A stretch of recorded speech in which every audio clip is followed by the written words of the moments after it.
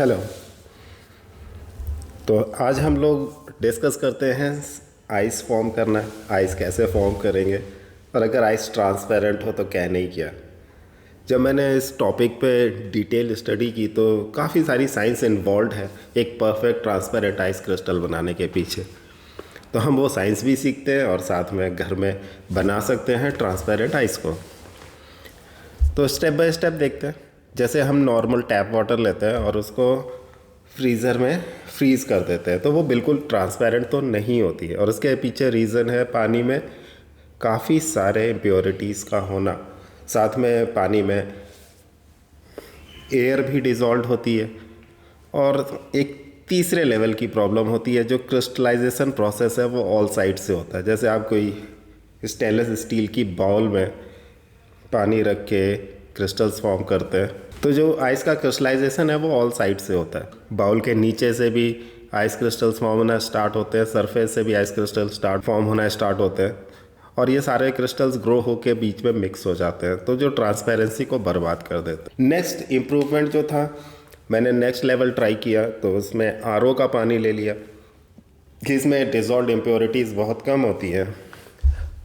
तो हमने जब आरओ के पानी को एक बाउल में रखा और फ्रीज़र में डाल दिया, फिर से एक्सपेरिमेंट फेल हो गया। आइस जो थी वो ट्रांसपेरेंट तो बिल्कुल नहीं थी। अब ये प्रॉब्लम आई कि भाई इम्प्योरिटीज़ तो नहीं होती आरओ वाटर में, सॉल्ट्स वगैरह अवेलेबल नहीं है, तो अब इम्प्योरिटी की अब प्रॉब्लम कहाँ से आ रही है। तो नेक्स्ट लेवल पे हमने क्या किया कि पानी को बॉईल कर दिया कि जो डिज़ोल्व गैसेस हैं वो पानी से हट जाएगी, तो उससे ट्रांसपेरेंट क्रिस्टल्स फॉर्म हो सकते हैं। तो बॉईल करने के बाद आरओ का पानी बॉईल करने के बाद जब हमने क्रिस्टल फॉर्म किया फिर से एक्सपेरिमेंट फेल, ट्रांसपेरेंसी नहीं थी। तो अब क्या प्रॉब्लम है, तो इस स्टेज में प्रॉब्लम वो क्रिएट हो रही थी कि जब हम एक बाउल में आइस फॉर्म करते हैं तो ऑल साइड से क्रिस्टलाइजेशन प्रोसेस स्टार्ट होता है, तो सारे अलग अलग क्रिस्टल्स जो हैं सेंटर पे आके एक दूसरे से एंटेंगल्ड हो जाते हैं और ट्रांसपेरेंसी बर्बाद कर देते हैं। तो एक परफेक्ट ट्रांसपेरेंट आइस क्रिस्टल बनाना है तो हम क्या करें, एक थर्मस फ्लास्क लें जो मैंने लिया। तो थर्मस फ्लास्क जो है साइड से और बॉटम से फ्रीजिंग को ब्लॉक कर देता है।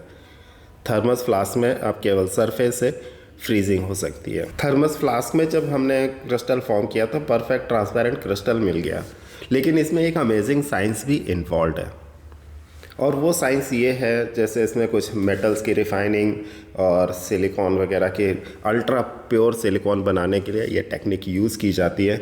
इसमें क्या होता है, कोई भी इम्प्योर मटेरियल लेते हैं और एक रिंग लाइक हीटर से उसको हीट करते हैं, और जो फेस हीटर के सामने होता है वो मेल्ट हो जाता है, और फिर इस हीटर को धीरे धीरे आगे की तरफ मूव करते जाते हैं।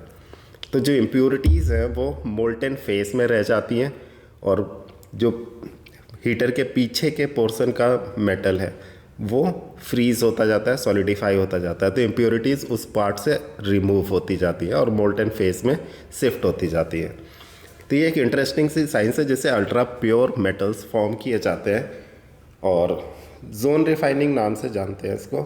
और इसके पीछे साइंस क्या है कि जो इम्प्योरिटीज़ हैं वो मोल्टन स्टेट में रहती है, और यही साइंस हम लोग यूज़ करते हैं ट्रांसपेरेंट आइस क्रिस्टल फॉर्म करने में।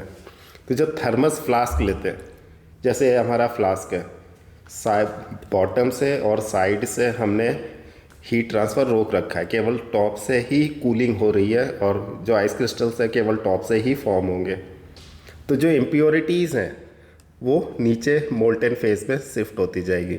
तो जैसे जैसे आइस फ्रीज़ होती जाएगी इम्प्योरिटीज़ नीचे की तरफ शिफ्ट होती जाएंगी, लिक्विड फेस में रहेगी।